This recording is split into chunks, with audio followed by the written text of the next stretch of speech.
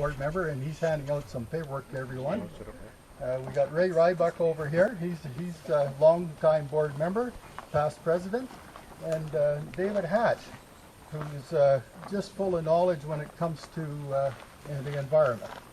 We don't have any other board members here today, right, as of yet, anyway.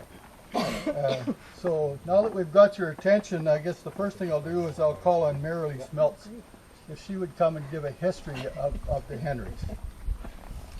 Welcome, Marilee. Thank you.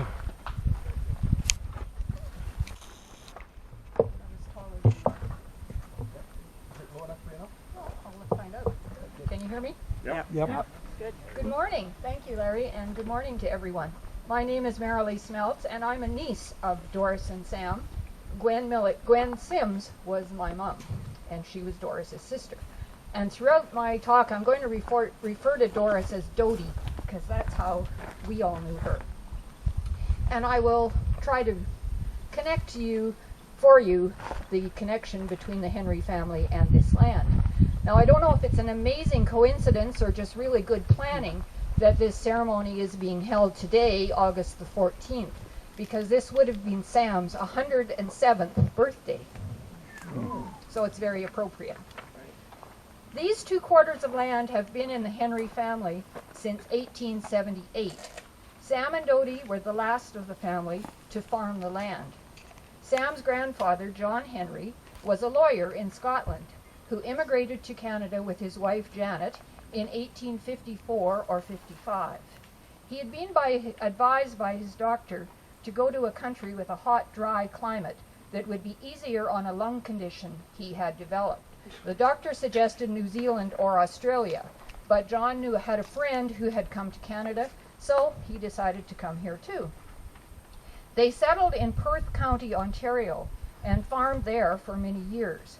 They had a large family, 8 sons and 3 daughters,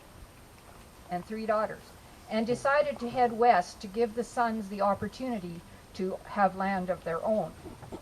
In 1878, at the age of 50, John went by rail to Chicago and then by boat on the Red River to Winnipeg. From there, he and his traveling companion, Lawrence Short, walked to the district west of the present-day Rapid City, and they took up homestead entry on 6 quarters, 1 each for him and his 5 oldest sons. The following year, John returned to Ontario and brought his wife and family west on the newly completed railway to Winnipeg, and then by ox train to their claim. Mrs. Henry soon became the district's midwife, and their home was also known as the Halfway House, as travelers stopped here to and from their way to Brandon. 2 years later, in 1881, they welcomed Mary Henry, widow of John's brother William, and her 11 children, who had also been living in Perth County.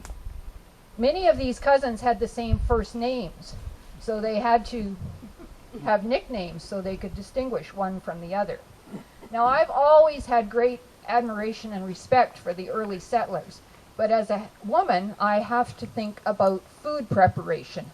How on earth did you prepare 3 meals a day, every day, for 12 or 13 people? Now, many times I fed that many people, but I have a modern kitchen with running water and electricity, and after I feed them, they visit a while and then they go home. I don't need to think about doing it the next day and the next meal and the next meal. So I think they were very tough. Medina School number 402 was built on Northeast 221321, and we just came by the sign as we drove up here to the east, and schooled 3 generations of Henrys and others in the district from 1885 to 1958. And my mom actually taught there. Mr. Henry operated a small law office out of his home. Canadian winters did nothing for his lung condition, so he was ill most of the time. He died at the age of 60 on September 13, 1888. Mrs. Henry passed away in 1905, and they are buried in Rapid City Cemetery. The farm home, which is still standing, was built in 1898 or 99. It was a grand old home with a back kitchen, dining room, and parlor downstairs, and 4 bedrooms and a storage area upstairs. One of the smaller bedrooms was later made into a bathroom. In later years, there was an electric stove in the kitchen, but the wood cook stove was always a fixture. And I remember Sam sitting in his chair close to that stove, and Dodie dipping hot water out of the reservoir or taking beautiful loaves of bread out of the oven. Water came from the cistern in the basement by way of a hand pump, and the drinking water was hauled from a local well. Something I always thought was so neat were the 2 staircases to the upstairs, one at either end of the house, and I'm sure we cousins chased one another up one and down the other more than once. Uncle Sam's father, Samuel Henry, was born August 9, 1872, and was 7 years old when his family came west. After the death of his parents, he took over the home farm. He married a Welsh immigrant, Amelia, or Millie, Aulette, in 1903, and they had 1 daughter and 3 sons. Samuel was a successful farmer and lived for a short time in Winnipeg as well as in Rivers, where he built and operated a livery stable. He and his brother Alec operated a steam threshing outfit for many years, and the Avery threshing machine they purchased in 1927 is on display on the east side of Oak River. He died in 1947 and Millie in 1957. Now finally we get to the Sam Henry I knew and loved. Samuel Robert Henry was the middle son of Samuel and Millie, born August 14, 1907. He had a sister, Jessie, and 2 brothers, Bill and Jim. Sam spent most of his life on this farm. He was a wonderful shot and was still winning turkeys at turkey shoots when he was in his 80s. He was musical and learned to play the fiddle by ear and played at local dances. Sam married Doris Sims in 1950, and they farmed the land and lived in the original house. They kept a herd of cattle and grew oats, barley, and wheat. They received a Century Farm Award in 1981 and proudly displayed the farm sign near the pump house and windmill. Even after he retired from active farming and rented the land to neighbors, Sam kept busy making and fixing things and watching the wildlife. As I explored this morning, I see one of the little wheeled carts that he made is still back on the foundation of the garage.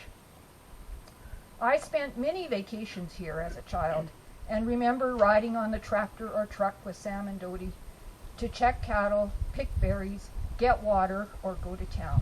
And they were both always very observant of their surroundings. They pointed out the wildflowers, birds, and wildlife, and impressed on us that these things mattered. Although I think they probably could have done without the skunks who wanted to live under the garage and the raccoons who were determined to take up residence in the house. They had a large garden and grew most of their own food. Dodie was a great cook, and who can forget her raspberry pies, homemade buns, and all sorts of cookies, jams, and other delicious foods. Sam had a wonderful appetite, and we always marveled at how he remained so slim. The farmyard was beautifully maintained, from the well-trimmed hedge to the closely clipped grass that took hours to mow. This yard was a great place. You could find endless places to hide when playing hide and seek. There was so much room to run and explore. I always thought the barn was the greatest place. And there were so many little nooks and corners that were perfect for settling in with a good book on a hot summer's day. Sam and Dodie both cherished and appreciated this place, and when they heard about the Habitat Foundation, they decided that was exactly what they wanted to do with their land, so it would always remain in its natural state as a refuge for the wild animals and birds. Sam was an avid reader. Even after his eyesight failed him, he listened to books on tape. He especially liked the Thane Gray novel. I found this piece of cowboy poetry on the internet that I think expresses how he and Dodie felt about their land. And if I don't really have to even stretch my imagination too much to imagine that Sam is the person in this poem. Now maybe I should borrow Gibbs' hat to read this cowboy poetry. It's entitled Heritage, and it's by Jim Fish. The ranch on which I hang my hat, though short on most of the frills, is 13 sections, give or take, of rugged trails and hills. We call it home, our little world, our very own frontier, amongst the cattle, sheep and goats, the varmints, hogs and deer. Today I watched the breaking dawn and whiffed the morning air. At time I often set aside for things like thought and prayer. A mockingbird and mourning dove and other birds at play were there to sing and set the mood to start another day. This morning saw the strangest thing, like time itself had merged, and all the souls who once were here appeared and then converged. In swirling clouds of mist and fog, right off the bluffs they rolled, till all had gathered in the glen, the modern and the old. The Indians, conquistadors, and other ancient men, the soldiers from this country's wars, and cowboys from back when, they all had come from yesterday to help me understand our link with those who came before to heritage and land. A crazy notion, so I thought, that they could just appear, but as the morning went along, the reason got real clear. They rode along with me that day to show me things I've missed, the things I've seen 1,000 times, and some I just dismissed. Those wagon roads of long ago, still evident today, are carved in rock and rutted earth, not apt to wash away. They linked the missions, forts, and towns those many years gone by, and left their mark for all to see as modern days grew nigh. The artifacts and weathered ruins attest to yesterdays, when others came and lived their lives in very different ways. We've seen their skill in arrowheads they honed from fired stone, and craftsmanship in beads and tools they fashioned out of bone. At every turn and trail we took was something to remind. The Maker must have had a plan laid out for humankind. The earth he made's been feeding us 500,000 years, and used its wonder, force, and change to challenge pioneers. I do not know if they'll return, or if they'll feel the need, but I'm prepared to ride the trail, wherever it may lead. We all are spirits riding time, with bodies of the earth, whose time has come to take the reins and offer up our worth. The land has been the legacy we cultivate and reap. The life has been the heritage our fathers fought to keep. And we are bound throughout our time with those who came before, to put our hearts and souls to it and make it something more. Sam passed away at the age of 97 on October 22nd, 2004, and Dodie on September 18th, 2010. We know they are so pleased that there is a Cairn to recognize and mark these properties that were so important to them. Thank you. Okay, now I guess we're gonna fill you with a little information from the board, and the first one I want to call on is Larry, our executive director, and he's going to tell you a little of the history between us and the Henrys.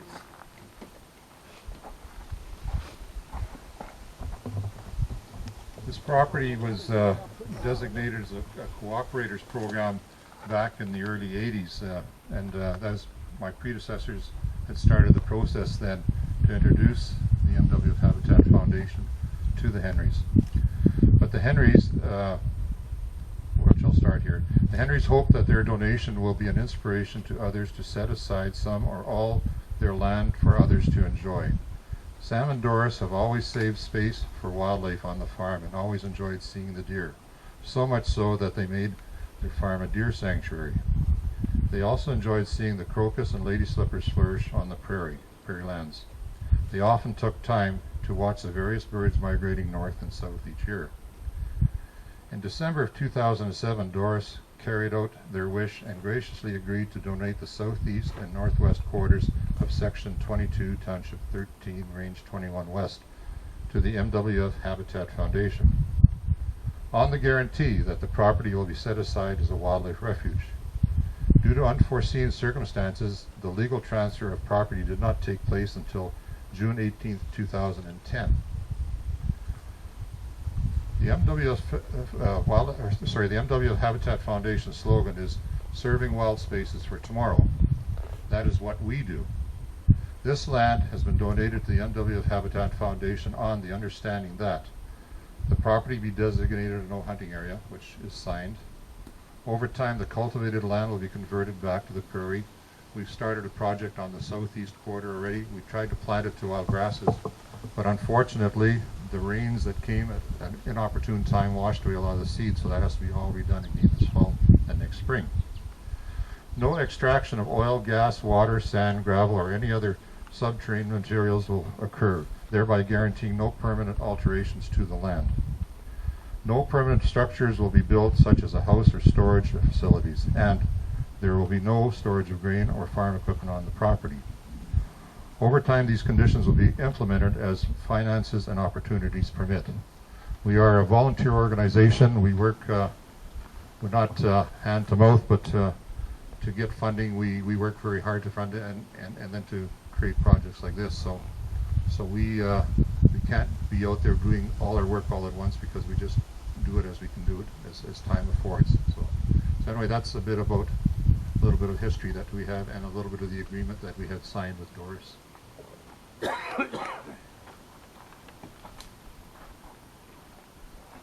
Thanks, Larry. Next, I'd like to introduce Ray Rybuck. He has a message he's going to read from one of our directors from Ducks Unlimited, who was not able to attend today. So, Ray?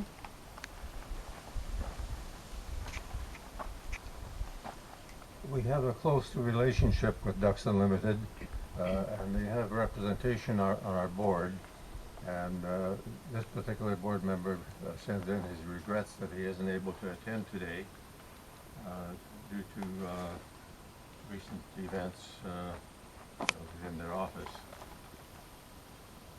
But he says this is a very important day of recognition for the Henrys and their gift to wildlife, to the Habitat Foundation, the local community, and to all Manitobans.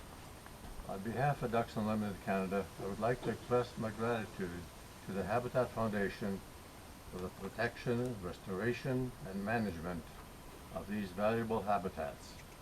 These lands are located in an area of significance to continental waterfowl populations.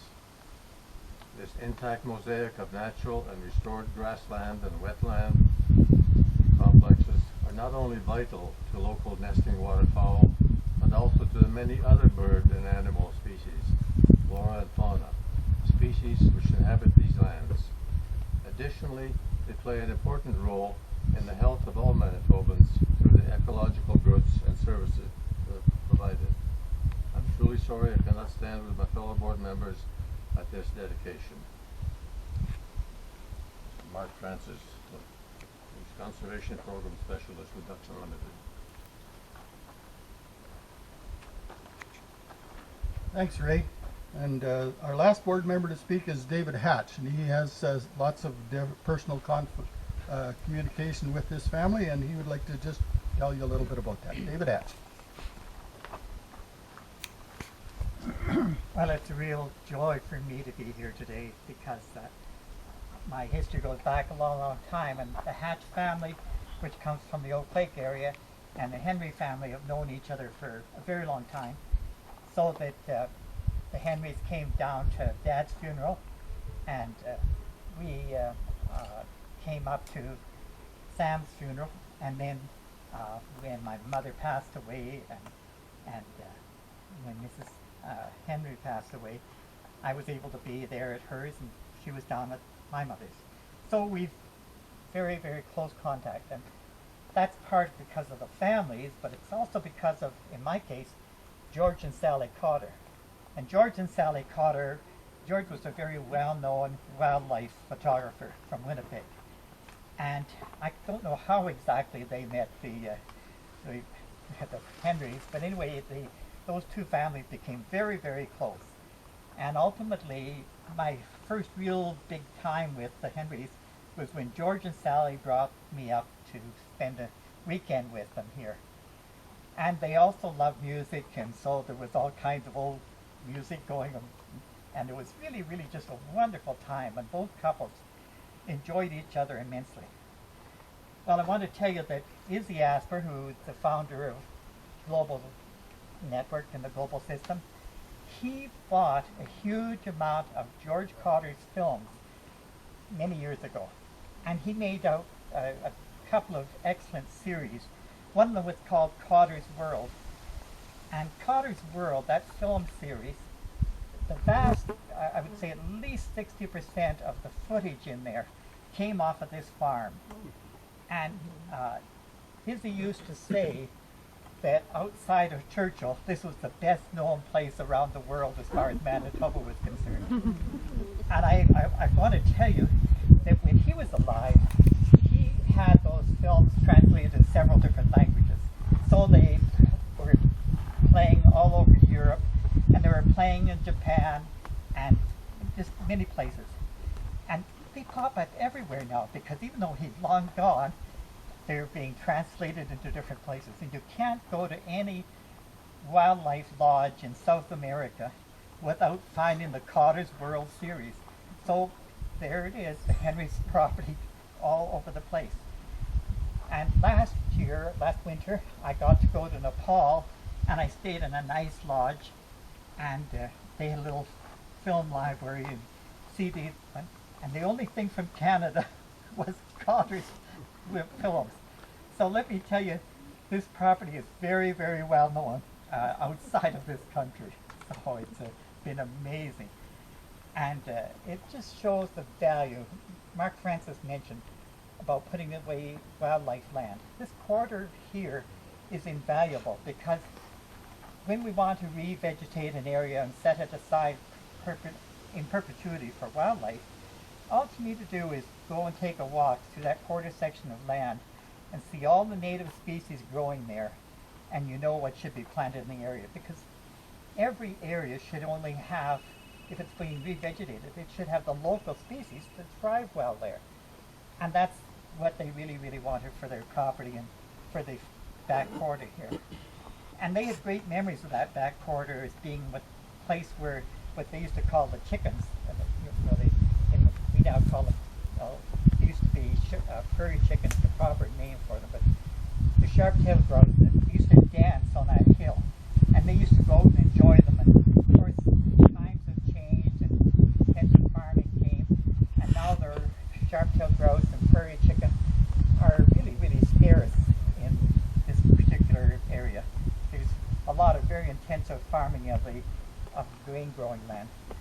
And they really would hope that someday, why they wanted to have native vegetation there, was that someday we would have the grouse back there dancing on those uplands. And that was one of their big dreams. And one of the other dreams was they used to love the crocuses, and they remember when the crocuses used to be back there, and lady slippers. And they didn't think, Doris was positive and Sam was positive, that the lady slippers had all disappeared. And it's very possible that they had in those latter years. But lady slippers, the seed is amazing. It can last for literally decades in the soil, and then the ideal conditions come along and it can start coming out again. And I've done a lot of walking on this property, particularly in the last few years, and I can tell you that there's at least a dozen clumps of lady slippers growing down here on this piece. So without any work from any of us, they're there.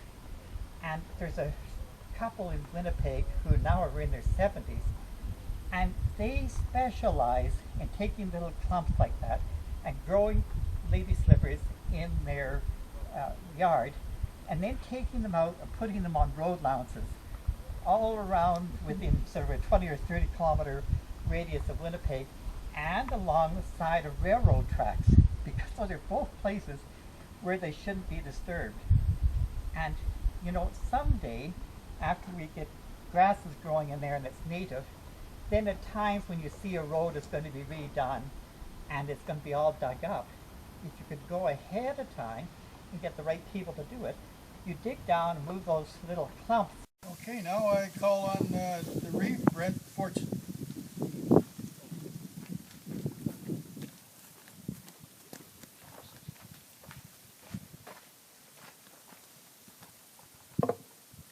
Good evening, good morning, everybody.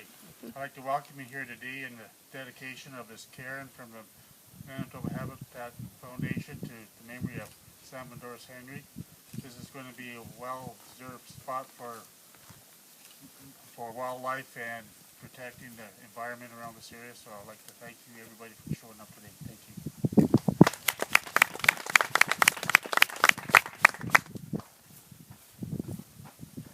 Is Leanne Rowett here? Yes, Leanne Rowett, I call on you, MLA for Riding Mountain, to say a few words.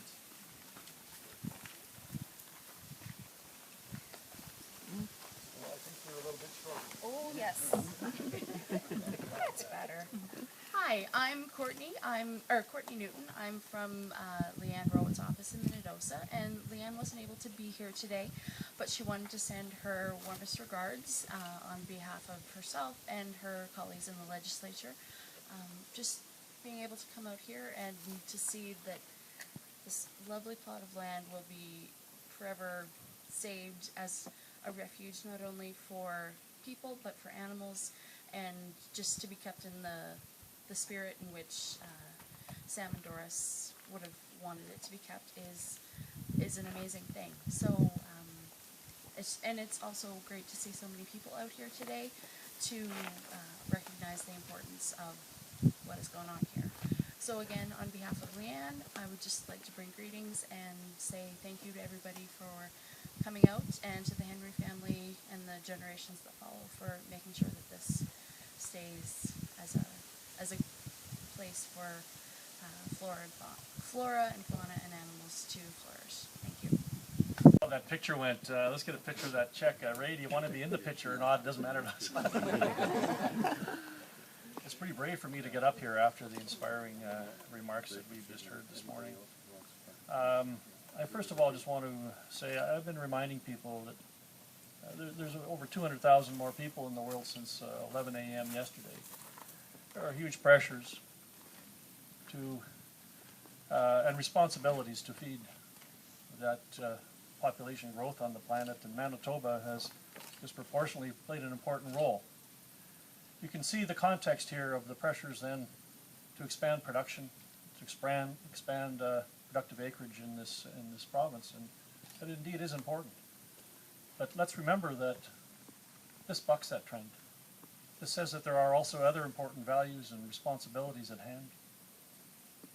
And I'll talk a bit about that later on in my remarks, but the most important thing I can say here today, first of all, is to the Henry and Sims family. My mother grew up in a place that is no longer farmed really much, east of Rorton, Manitoba. And we're piecing together a lot of the stories and the hardships and the triumphs of living and farming in that kind of country. And I see that your family has made tremendous strides in being able to capture much of that family history. And I commend you for that, because that goes away otherwise. That family story is so inspiring, and it reminds us of how we got to where we are, but it also reminds us that, and my mother used to say this, British Columbia has big things. They have big mountains, and they have, big rushing rivers and big lakes, and it's right in front of you all the time. But Manitoba has the smaller things. You just have to take a little bit more time and look. And what you see there is just as important, and I think even more interesting, because it happens to be just a bit smaller. But there are too many now who would walk through here and just say, oh, that's bush. Well, it's not just bush. It's beauty and it's purpose. And more in this province, we've got to recognize the purpose. Not just about, medicinal plants or lumbering, but the purpose of maintaining our planet.